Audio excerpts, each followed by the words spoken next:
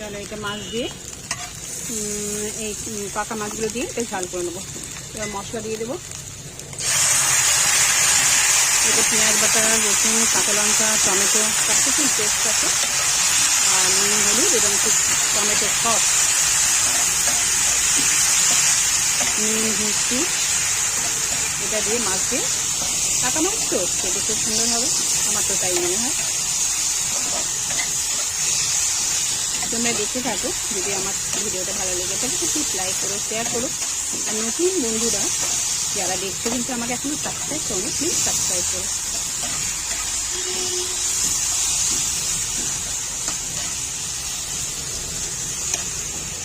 ভাঙা পথে রাঙা ধুলা করেছে, করুণ ছিল করুণ আলো পথে ছিল কুসুমতে, বসন্ত যে রঙিন বেশি ধরায় সেদিন অবধি। একটু ফুটে গেলে মাছগুলো দিয়ে দেবো। পাশে থাকো, দেখতে থাকো, ফিরে আসছি। দেখতেছ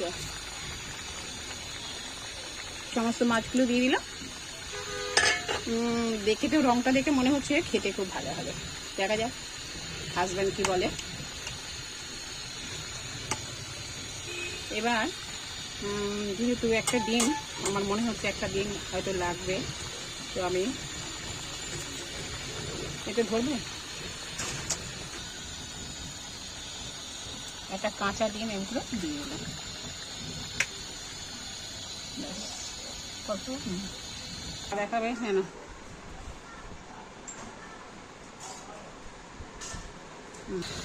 এবার দেখো তো কেমন লাগছে তরকারিটা। মাছ দিয়ে, আলু দিয়ে, ডিম। তখন খবর মিলল না যে, রইনু বসে ঘরের মাঝে, এখন পথে বাহির হব, বহে আমার জীবন ভাঙা পথে রাঙা ধুলা পড়েছে কার পায়ের, তারি গলায় মালা হতে পাপড়ি হতা লুটায়।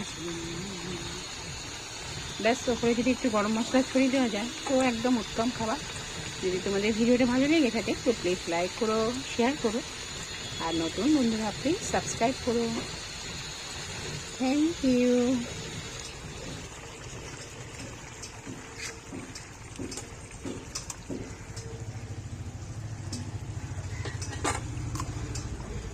ভাত ভাঙো। দেখো, মাছের তেল পোড়া দিয়ে যদি গরম গরম ভাত হয়, আমার মনে হয় যদি সেই মাছের তেল পোড়াটা খুব ভালো হয় আর কি। Good morning.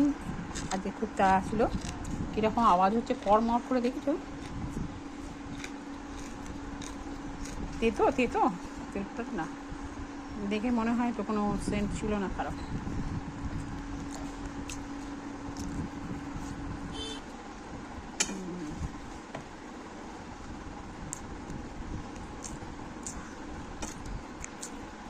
খাও।